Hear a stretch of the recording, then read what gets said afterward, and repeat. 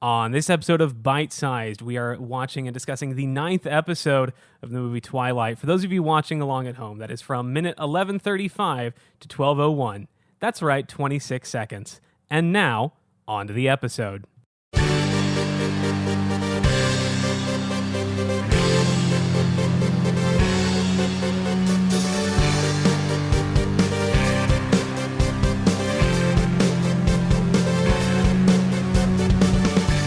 Hello, everyone, and welcome to yet another episode of Bite Size, the movie that watches the Twilight movies in arguably the worst possible way. I am your host, Ben Hebert. If this is your first episode, I am watching the Twilight movies one scene at a time. It is a pointless endeavor. I don't know why I'm doing it. I take anywhere from about 90 seconds to 3 minutes of the movie Twilight, show it to a friend, a guest, who maybe they've seen the movies before, maybe they are just seeing this completely devoid of context. Otherwise, we have a good, short conversation about it. Joining me today, on today's episode, we've got an actor, a comedian, an all-around silly guy.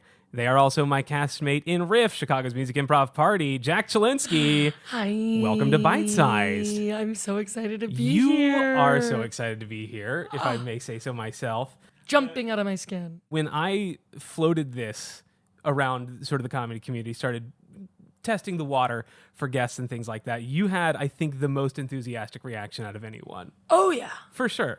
Oh, the Twilight movies were literally my whole personality as an adolescent. Well, let's go ahead and jump in. I'm going to start this interview the way I start all the other interviews. Jack Chylinski, what is your experience with the Twilight franchise? Oh my God, it was everything to me. In middle school, I bought all the books. I was at Hot Topic buying Team Edward and Team Jacob shirts I could not pick. Oh, both of them. Oh yeah, I was prepared for it all. Okay. It changed on the day, you know what I mean? Sure. And what the cultural climate was. And your mood, I guess? Absolutely. Okay. Have you taken a side yet, or do you still flip-flop? I still flip-flop to this day. I rewatched the movies like 2 years ago, and I still am like, oh my, Still can't decide, huh? No. It's really one of the great dilemmas of our generation. Absolutely. It's Team Edward, Team Jacob. Oh, this tore the country apart. It was really all I cared about. I was going to school to discuss the books with all my friends. I didn't really care about any of that other stuff. My childhood best friend and I would get each other Christmas gifts every year, and I will never forget in 6th grade, we met up on Christmas and exchanged our gifts, and they were all Twilight themed. Really? Every single gift. We got each other the Twilight soundtrack CD. Yeah. We got each other the CD. The songs from the bands, Oh, right? With the muse and everything. Yeah, and I would argue one of the best movie soundtracks of all time. It sure is one of them. Iron and Wine. Oh. I mean, come on, Flightless Bird. That song. Oh my God. It hits every mark. It's iconic. It's so, capital I. Iconique. Oh, French. Yeah. Fancy. I've had a lot of people on the show who have talked about how much they loved Twilight in their adolescence, but it's sort of waned over the years. Are you still a Twilight fan to this day? Absolutely. We got Stephanie one. Meyer, she did that. She sure did. I'm telling you, I rewatched those movies. I'm not going to reread the books. They're too long. I've never read them. What? Yeah. Oh my God. Listen, it's a whole new experience. Famously, the books can convey things that the movies don't. But what I'll tell you? I'm going to tell you a secret right now. Oh, I love secrets.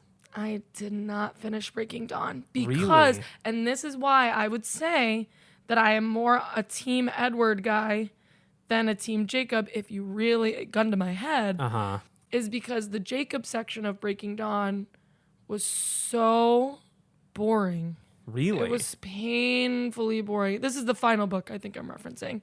Yes, I think that's right? Come on, you're supposed to be the expert here. So true, but can't get a title right to save my life. Yeah. I just remember sitting in study hall in 7th grade just being like, oh my God, I can't finish this chapter. And I don't know what it was. Maybe it was the weird imprinting stuff on Renesmee. That's a bump to get over for sure. That's an obstacle. Oh, an obstacle if I've ever known one. But that wasn't enough to get you off Team Jacob. Absolutely not. Okay. And honestly, you want to know what kept me there? The abs. Oh, Taylor yeah. Lautner, beautiful man. You can get it. And he's had it from me since Shark Boy and Lava Girl, honestly. I don't know if you've seen him recently. Still got it. He was doing backflips on Taylor Swift stage. That's crazy. They brought this band back out of anonymity to come out on stage. Anonymity out of his luxurious life of Twilight residuals. So true. Because those are on cable 100% of the time. Oh, because they're for everybody. Yeah. Everybody's in the mood to watch Twilight, I would argue, in my America. And when Jack is president. When I'm president. First thing you're going to do. This is for my single issue voters. We're just putting Twilight on TV. That's it. The Team Edward or Team Jacob party. Yeah. Jacob and Edward have torn the country apart, but everybody being forced to watch Twilight all the time will bring everybody back together. Incredible. I'm certain of it. Okay, let's talk about the clip. It's right after biology class, the first time they're lab partners. Bella goes to the office. We don't know why, but Edward's in there trying to change classes. There must be something open. Physics, biochem. Every class is full. Just a minute, dear. I'm afraid you'll have to stay in biology. Fine. Just have to endure it.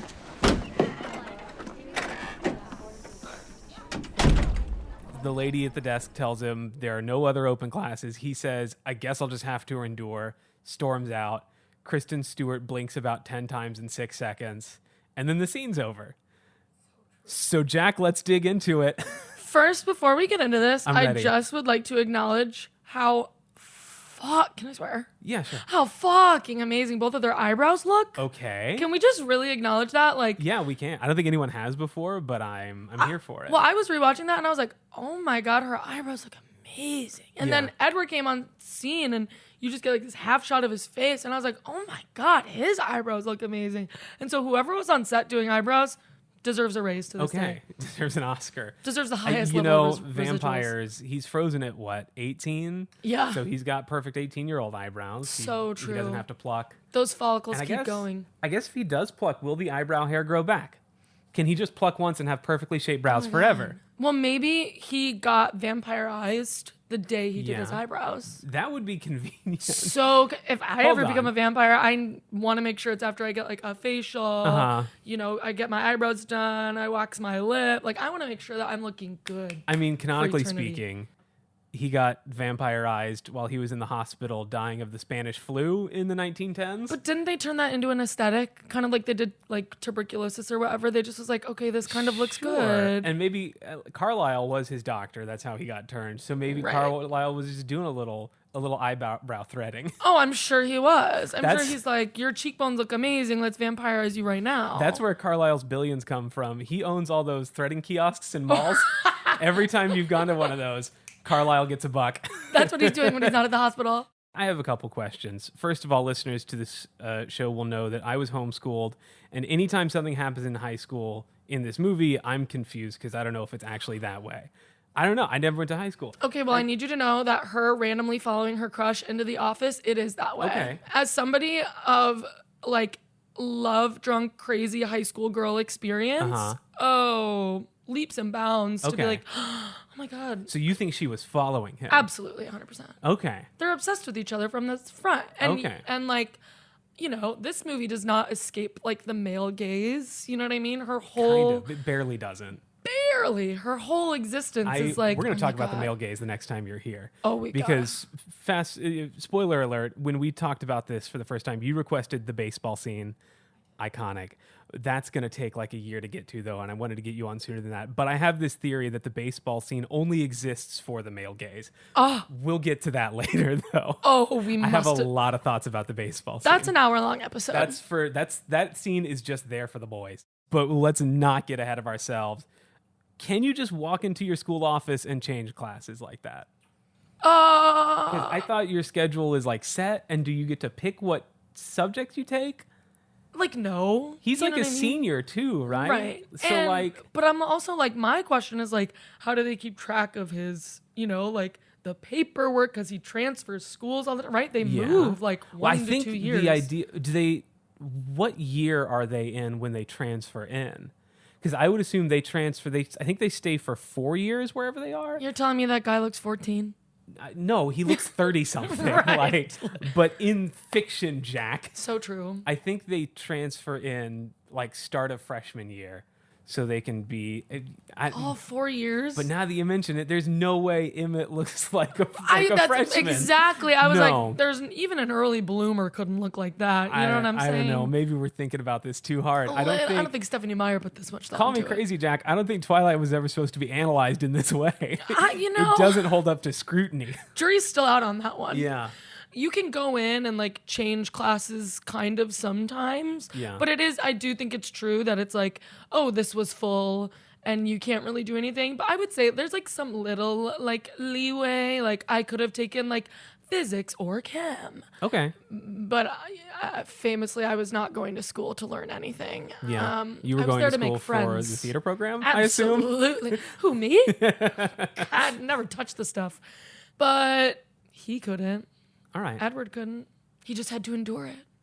And so Famously. he just had to endure it. That moment That's the giveaway. gives such like man punching a hole in the wall vibes, you know, in acting class. Oh, for sure. You know? It's very Adam Driver and Marriage Story. Extremely that. I think was he watched that scene actually to prepare Right before. for the fight with ScarJo. Yeah. Right. No, literally. I remember watching this in the theater as somebody who famously read the books. Sure. Almost all of them. Literally, almost all of them, like 3.5 of them. And I was like, I was so mad because, I was really swept up in the moment. I was like, this guy's such a jerk. Like, what does Bella even see in him? Yeah.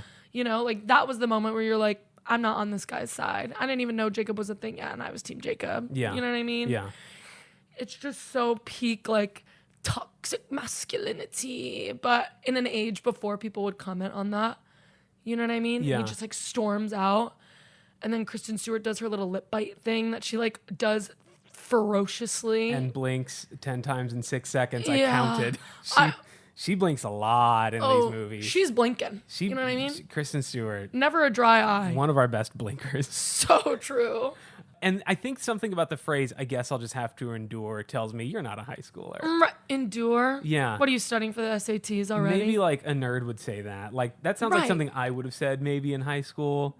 Right. Off brand. You know what I mean? Like moving your metaphysical cape. You're like, I guess I just have to endure. Yeah. Metaphysical cape. But I guess it kind of does give vampire energy. You know what I mean? Yeah. It's like who's saying it adds to his aloofness and his like allure of like, oh my God, what is this hot guy saying endure for? Just to play devil's advocate here. He's mysterious. He's so mature. Yeah. He's not like other guys. No. He's very pale. We talk a lot about how Bella is not like other girls. So true. But this is the first time we've ever decided that Edward is not like other guys. Yeah, I would say he's very much not like other guys. He's incredibly fast and really strong. He is impossibly fast and strong. That's true.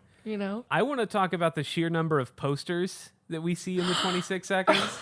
Just wall to every surface in this scene is covered with posters. Well, how else will you know that you're in a high school? I counted 9. 9? Let's just run them down one by one. Yeah. In the hallway behind Bella, we've got like something for a pep rally. So true. We've got another one I couldn't read. It was too blurry. Mm-hmm. We've got 2 next to each other. One says save our oceans. Another one says save our earth. Seems redundant. Okay. Climate change, activism. Pacific Northwest liberalism, am I right? Yes. I guess in Forks. You know what I mean? We get in the office. There's a poster for Spanish Club. Advertising Fiesta Friday. Totally. What do you think Fiesta Friday at Forks High School entails? I definitely think it's going to give Taco Tuesday vibes with no salsa. You know what I mean? With no verde. It's going to give white kid in a sombrero. Oh, and especially in 2009. We have to consider the cultural context of this movie. Do. You know what I mean? Yeah. When girls were wearing like spaghetti tanks from like Limited 2 and like really oversized belts. Like there just was nearly a good fashion moment in that time. Like nobody knew what to do with their bodies or what to wear with them, especially not culturally insensitive white kids from Oregon. For sure. Washington, same state to me. Basically. Oh, I said Oregon, didn't I? That's because this scene was filmed it's at Forks High School. It was filmed in Oregon. So true, right? They're basically the same state. You know what I mean? Yeah, same state, different fonts or whatever. My question is Oregon, Washington? Oregon, which one?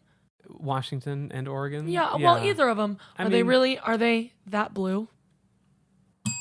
There's the bluebell. Yes. Now, Jack, let's reveal another layer here. You are, I think, the first guest that has listened to any episodes before recording. I study. Two reasons. First, I recorded, I think, the first 7 episodes before I released any of them. So you got our last episode, you got this one here. So you knew the bluebell was coming. Oh, I you knew it leaned was into coming. that. I was finding a way. It doesn't count. Oh. But I'll let But you you know, have I was gonna organically let it come up. I no, didn't it think would of have come anything. up. Yes. I will say congratulations, Jack. You are our 9th guest and the 7th guest to mention the weird color grading in these movies. That's the bluebell. There But you go. what I would argue, I was thinking about it. Yeah. See, because obviously that's one of the first things you notice about this movie is like, okay, color grading, very strange. It's apparent. But dramaturgically, Okay. riddle me this. Let's hear it, theater student. Thank you. It's how you say vein-like. Ooh. You know what I mean? Yeah. It's kind of giving full of blood, but it's blue, which is also moody. Wow, Like, do you have like a BFA or something? yeah, and I weaponize it every day. Wow. Any chance I get. You know, I've never thought about it that way, but you're absolutely right. I do think there is something deeper there about, Bella's pale and kind of, dead bodies turn blue. Right. And everything there is blue. Right. It's not just sort of the cold raininess. There is a deeper metatextual level to this. Yeah. Yeah. And also, like, it's just kind of sad. People, they're like sad before they like fall in love or whatever. Yeah, people are sad before they fall in love. It's That's what I've giving heard. yearning. You know what I Okay. mean? Sure.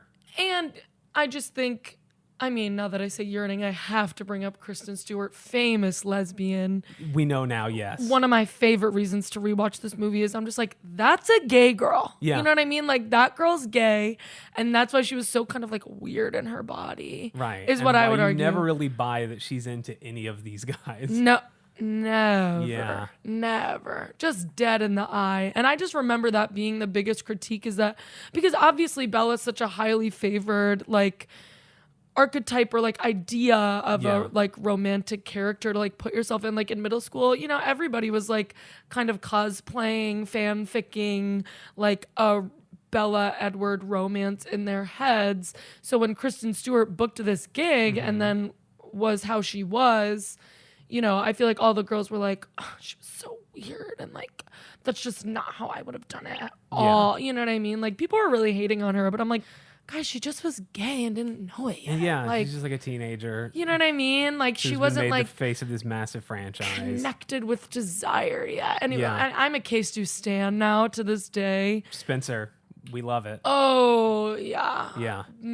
big obsessed. My Yeah. friends were just in P-Town and we're staying Sorry, in the house. what's P-Town? Oh my God, so sorry for all my straights at home. P-Town is Provincetown, Massachusetts. Okay. It's very much like. Do you know what Fire Island is? Yeah, I've heard of Fire Island. Okay, it's like Fire Island, but different. Okay. But in Massachusetts. I'll be honest, when you said P-Town, my first guess was Pittsburgh, so I Really? maybe could not have been more wrong. Is that like a sports thing? I mean, it's a city in Philadelphia. That is true. It's just the first city I thought of that starts with a P, but it didn't end with town, so it didn't fit. Continue. No. Well, gay guys, gay girls, anybody in the middle, they all go to P-Town in the summer, and K-Stu was there Really? with her fiance. Ooh. But people don't know that they're engaged yet, so I'm really Are we breaking news? literally get TMZ on the phone. You heard it here first. Listen, through the gay grapevine, K-Stu, K-Stu put a ring on it. off the market, baby. She is locked down. With a Nepo baby as With well. a Nepo baby. Yeah, some gal named Dylan. Ben Don't Platt? know her.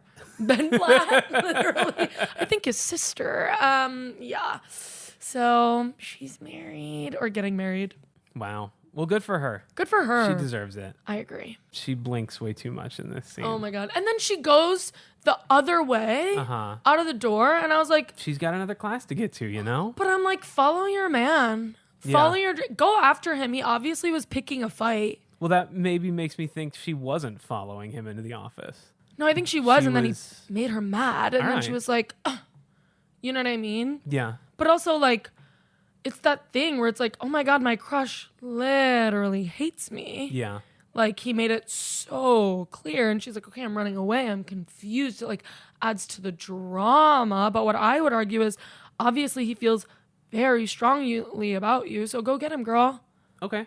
Go. Go. Chase him. Get that toxic fantasy. You know what I'm saying? Sure. We always want what we can't have. Exactly. Pick a fight in the lunchroom. Like, make this a public affair. Oh, that's not Bella's scene though. She's not a grand gestures kind of gal. So true. Yeah. She's more of a like whine about it in the corner in her inner world and bite her lip and blink kind of girl. As listeners to a previous episode will know, she's more of the suffer in silence type. So true. I want to keep getting through these posters because there's more of them. And we there's haven't more. even gotten to the Oh my best one God. yet. In the office, there's some fun, just standard motivational posters. I guess for the people who work there, one of them just says results. Not good results, not bad results, just results. Period. As long as something happens, as long as your actions have consequences, you're doing the right thing. So true. The best poster in the movie, though, and maybe the best poster I've ever seen, is in the hallway behind the office door. As soon as I saw it, I knew this was going to be the meat of the episode. It's some sort of generic school rally sign. It says, "Show your Spartan spirit." It is. Do you know where this is going? Mm-mm. Good. It's spelled "Show your Y''R Spartan Spiritit." Spirtit. No. I took a screenshot so you can see right there. No. Y''RTIT. No. And so this is going to be just basically the rest of the podcast. No. So my question for you, Jack, how do you show your Spartan Spiritit? I wear green and I charge around everywhere shirtless. How did this happen? I think really tired and overworked set designers. Do you think... Okay, so that's my question. Because this was filmed at an actual high school. Right. Is this set designers or is this a child? Set designer or student? That is the question. Whether 'tis nobler to use what's actually on the walls. Right. Oh, I feel like it's gotta be the set designers because high schools, Really? I feel like, are strict about that stuff because they'll think it's some like prank. You know what I mean? To put tit on a poster in a hallway. But the Y''R. Now that is what's deeply concerning to me. That's where I think it goes into kid territory. Hard 'Cause disagree. This is one of those things. It's so profoundly weird that I don't think anyone could have done. It's a truth is stranger than fiction thing. I don't think anyone could have come up with this. I think this has to be the result of some sort of 14-year-old, but tit. But here's where I think you're wrong is that because they're students, they're actively learning. They're like, you know How what I to mean? spell. Nobody knows the difference between your, and your more clearly than like a sophomore in an English class. Yeah. You know what I'm saying? But a set designer. Whoever made this sign had to know, oh no, I put a T too early in spirit. And they had to make the choice to start over or just spurt it. I mean, you could show your Spartan spurt, but That's worse. so much worse. That's worse. so much worse. That could go in so many other directions. I mean, yeah, just commit to the bit. Strong and wrong. Spirit. Yeah, and just the idea, oh, no one's going to see it. It'll be in the background for 3 seconds, and surely no one's going to watch this movie frame by frame. For the listener, I will put this screenshot up on social media so you can see what we're talking about, and please weigh in if you think this is a set designer or a high school student. Maybe, because that Spirited. is also kind of the thing a high school student would do as a joke. 100%. Is to put tit in there. Especially if they knew that this was for a movie. Okay, so you know think, what I mean? You think this high school had a big, like, let's decorate our school before the movie gets here. Oh, yeah. And Maybe. some kid pulled off the greatest prank of all time. Absolutely. Put the tit in Twilight. Put the tit in Twilight. You can't spell Twilight without tit. tit. You can't. That's You literally three of the can't. most important letters in that word. Need that on a t-shirt. But I will say, I did have a movie film at my high school. Really? What high school? Grosse Pointe South in Gross. Michigan. Very gross and very pointy, honestly, Really? as well. And very south. Yeah, very south. And it was LOL, which is a Miley Cyrus movie. It wasn't really well Okay. acclaimed. Like, it was when she was low-key, like, in her flop era. Every year, it's weird going back to school.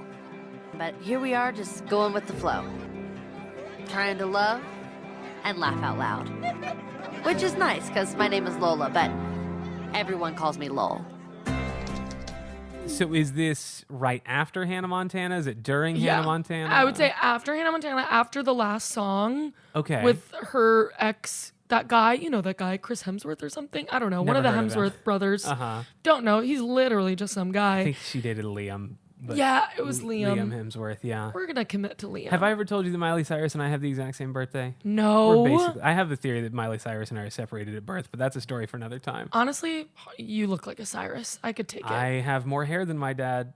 Billy Ray Cyrus has long hair and sings. My dad, bald and does not sing. Oh my God. I'm just saying, for the listener, I have long hair and do music improv, so... Wow, your father's achy breaky heart. This really could be... I could be blowing the lid off a deep, dark family secret here. But anyway... We already broke enough news today.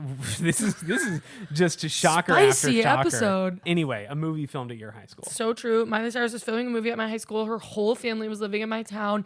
And we knew the movie was coming, but they didn't involve us at all. And in fact, I think they did redress the school. But what I will say is that the locker that was used in the movie was my high school prom dates. Oh, really? Yeah. And I think they did make him clear out his stuff. Well, yeah. Did he have anything on the inside that he had to pictures to take down? No, he was a guy. You know what I mean? All right. I feel like it is to decorate your locker is a little bit of a gendered ordeal. Yeah. Because I was putting wallpaper in there. I was putting Tiger Beat posters in there of Edward Cullen and Taylor Lautner, mind you, for years to come.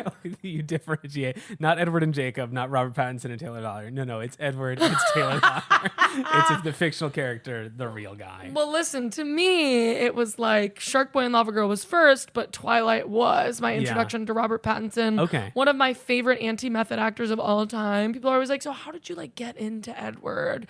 How did you tap into that space? And he was I literally just showed up. Yeah. That's the vibe you get with all of his performances. Oh yeah, he didn't read the book. No. He did zero research, and I kind of live for that. He does not care about Batman. No. Oh my God, couldn't care less. Didn't read the comics for that either. And still famously. did great.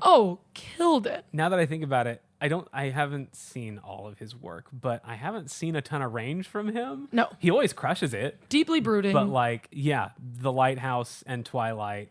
Yep. Basically the same guy. Yeah. Batman even as well. I would like to introduce a new segment called Extra Extra.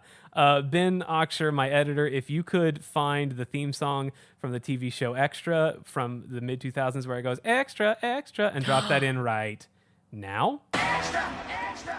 Thank you. Here's what Extra Extra is all about. I was watching through a clip from a previous episode to find a picture for Instagram, and an extra walks through the back of the screen, a background actor. He's this kid, high school kid, walks behind Bella with sunglasses on, and as soon as he gets in the middle of the frame, pulls out his inhaler, takes the biggest rip, it's full of THC, just keeps walking. And something about the combination of sunglasses and inhaler made me fall in love with this guy. One of my favorite things to do when I watch any movie is find the weird extras. Yes. And so I'm going to do that with Twilight because it is full of them. Oh, I believe it. And so for this, the very first Extra Extra, there's a lady in the office who I think is not an actor. I think she's an actual person who works at the office of this high school. Let me see if I can find her. It's the lady back there wearing the yellow turtleneck and a black vest. A couple of cool vests in this scene. Great vest. But there's a lady in the back wearing a yellow turtleneck and a black vest and a big blue high school hat. She's today's Extra Extra because, I just want to know everything about her. I love her turtleneck and vest combo. Hat. It's giving formal, it's giving casual, it's giving... But it's also giving fall. It's giving school spirit. It's giving school spirit. And in a movie where everyone is dressed so impossibly hot, it's nice to see a normal person. So true. What do you think her name is? Oh, Jolene. Jolene? I was going to say Jean. We were on God. just the same wavelength. Absolutely, Jean or Jolene. You know what I mean? She's the one who bakes cookies and brings them into the office on Friday. Right. She goes to all the pep rallies and is really excited. She knows your name. She's the one when you come into the office, but you don't know her name. She knows what you're allergic to or whatever. She knows exactly where your EpiPen is. She runs this school. If it wasn't for her... She runs this. The office would be burning to the ground. There would be no results without Jolene/Jean. You know what I mean? And you know what? She probably wears that hat more often than she doesn't. Does she have an office? No. Does she have a pension? Absolutely not. Does she have so much school spirit you could burst? Absolutely. Does she have a husband? I don't know. Maybe. Honestly, I don't know. I could see her quote unquote living with a friend Oh, sure. in her house. You know, it's really 'cause Mysteriously never married. Yes. Okay. Absolutely. She's today's extra. She's clearly, I don't think she's a professional actor. No. I think she's someone who actually works at this high school who is very happy to be in the background of the scene. She's just happy to be there, And for that, we applaud her. which is very much her role at the school as well. She is the most normal looking person in all these Twilight movies. Deeply normal. She's the only person I have seen so far that I look at her and I think, I know someone like that. Oh, yeah, That's, she has that's a person I knew. because she has the haircut. She has the haircut. She Even with the has hat on. the hat that doesn't go with the rest of the outfit Right. that like clearly looks like she put it on for the first time that morning. Absolutely. You know what? She's got Spartan spirited. She's got that Spartan spurt, let me tell you. She's got more Spartan spirited than anyone else in that school, than everyone else in that pool put together, obviously. Oh, yeah. Jack, if you had to give this scene a name, what would it be? And it's going to be the name of the episode and make it good. And also, this isn't a surprise to you because you've listened to the episodes before, so it better be extra good. Bioslam on my heartstrings. Bioslam on my heartstrings. Walk me through that. Well, you know, that's just a really heartbreaking moment for Miss Bella Girl. Uh-huh. And they do have so much chemistry. Oh, okay. But he's just denying it. And the rage and the anger when he doesn't get what he wants, when, you know, obviously he just wants to be closer to her, but he's got to move far away and she only knows one half of that. Like, oh, it's crushing. Yeah. Your crush thinks you smell bad from her perception. Oh, yeah, that's When true. actually she smells just Oh, so man. delectable. Can't get away from it. Irresistible. It's a shame you weren't here for the last episode. It hasn't been released yet. I mean, for the listener, it has, but for you, it hasn't, because we talk a lot about smells. Oh, That's the scene where she steps in front of the fan and he makes the he's face. like, I mean, what a choice that was. Oh God, what a choice. Oh, man, I mean, and he is just making choices. Bioslam on my heartstrings. Take it or leave it. I have no choice but to take it. So it true. really rolls off the tongue. That is it. That's going to be it for today's episode of Bite Sized. If you like the show, please tell a friend about it. As I was saying earlier, I recorded a bunch of episodes and we're releasing them now. And it's been a few weeks and the response has been super encouraging. But there could be more of you. Tell your friends. Word of mouth truly is the best way to get this show out there. If you want to hear more, you know, I will only keep making more if people listen. If you want to follow the show on Instagram or TikTok, or I guess technically Twitter, you can follow at bitesizedpod_. We're also on Threads, which is an app that I used once and never will again. Wow. As I said in last episode, for those of you who are listening to this episode in the year 2024 or later, Threads was Instagram's attempt to compete with Twitter. It was very exciting for about 36 hours, and then we kind of all collectively ignored it. It was definitely an attempt. Because it's all just like Taco Bell and Ellen DeGeneres now, and it's just like... I don't want to hear what she has to say. No one does. She know? had her time. At bitesizedpod_ on various social medias. If you want to write into the show and tell us if you think that poster was a student or set designer, you can email myfavoritetwilightpodcast@gmail.com. I tried to find one that involved the name of the show, but they were just all taken, so I got mad and made the email address a complete sentence. Once again, that's myfavoritetwilightpodcast@gmail.com. We want to hear from you. And by we, I mean me, because I'm the only one who checks that email. Jack, people, I'm sure, love your whole style. They're fascinated by you. They want to know more about you and what you do. Where can they find out about that? Oh, everywhere. As somebody who is chronically online, you can find me on Instagram at Chylinsk. That's CHYLINSK__. Or also famously on Twitter.com at JackJXCK Chili, CHILLI. Find me there. There you go. You can find me at benaber.com on Twitter, Instagram, at BENHEBERTDOTCOM. I also just got on Blue Sky, not to man. brag or nothing, where I'm just Ben A. Bear. Listen, I wow. got there first. You got there first. I got there first. You beat them all out. I sure did. Thank you, past guest of the show, Sarah Murphy, for giving me that referral code. Come on, Smurf. If you want one, I'll give it to you. Listen, when I get have one. I'm just resisting. Oh, all But right. thank you so much, Toss. Where the cool kids are, that's for sure. Thank you so much to Swimwear Department for the use of their song Mauled to Death as our theme song. Give them a listen wherever you find music. Thank you to our editor, Ben Oxshire. Could not do this without you. God bless him. That is it for this episode of Bite Sized. Until next time.